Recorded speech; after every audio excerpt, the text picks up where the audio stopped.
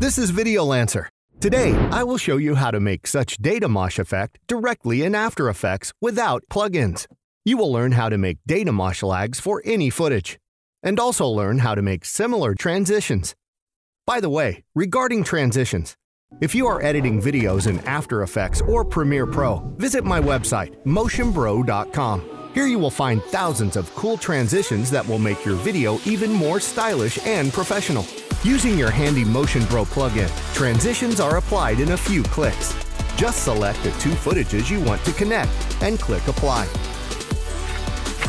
In addition, you can add one of over 50 sound styles for each transition.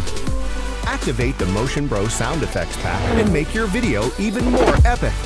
Try our free and premium video presets right now. Motion Bro, creative assets for video designers and editors. Well, let's start the tutorial.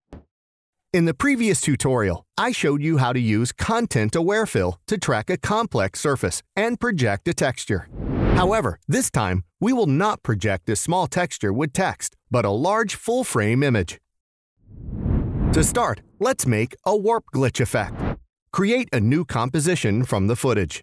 Duplicate the footage layer and rename it Reference Frame. Select a frame that will be the starting point for the warp effect. I will choose this one.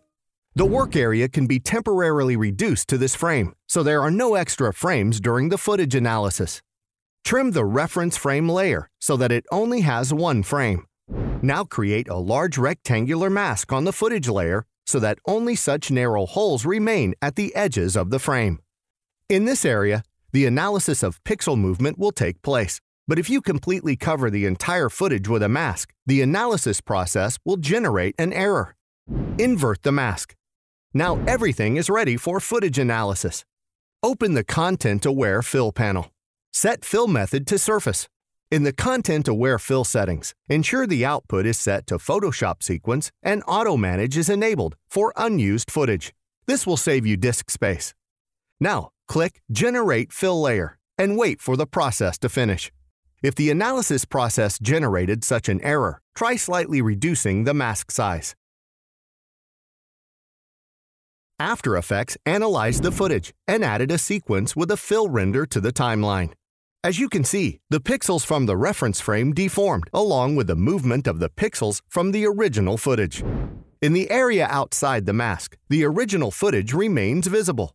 To hide this edge, let's enlarge the image a bit. Create a new adjustment layer and name it Upscale. Add to this layer a transform effect and scale up so the visible edge moves out of the frame.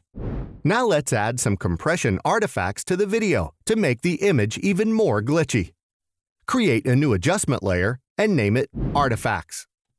Apply a hue saturation effect to this layer and set the saturation value to 100. This will make all the artifacts in your video more apparent. Add a CC composite effect here and set its blending mode to color to return the original saturation.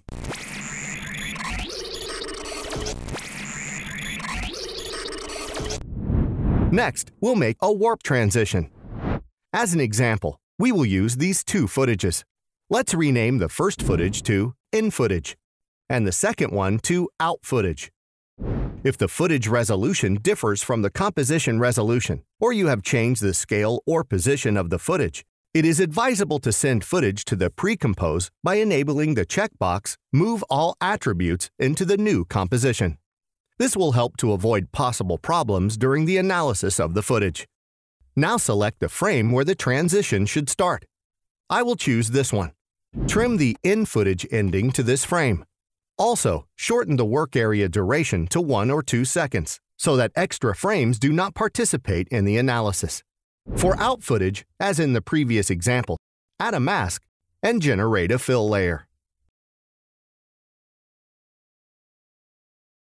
As you can see in the resulting sequence, there are artifacts in which fragments from out footage are visible.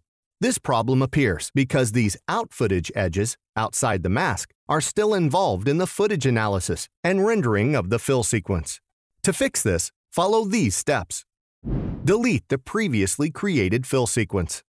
Duplicate in footage. Name it Temp Layer. Freeze the last frame of this layer.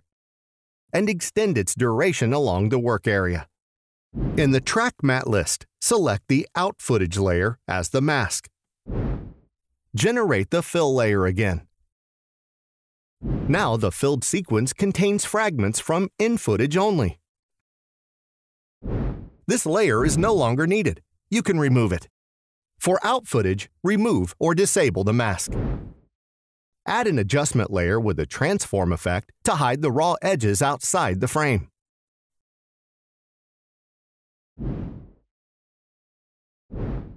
Now let's add a transition animation. You can just animate the fill layer's opacity or use some effect from the transitions category. For example, gradient wipe. Add this effect to the fill sequence. Select out footage for the map and animate the transition completion parameter.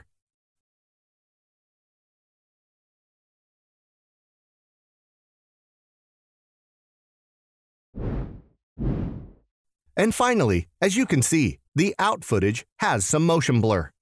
The transition will look better if we add a similar blur to the fill too. To do this, add a pixel motion blur effect to the fill sequence. Now we have a small problem, such a bug on the initial fill frame. To fix this, enable time remapping for the layer. On the second frame, add a keyframe and delete the first keyframe and first frame. Well, that's all. Subscribe to my channel so as not to miss new video tutorials and products for motion design. It was Video Lancer. Bye!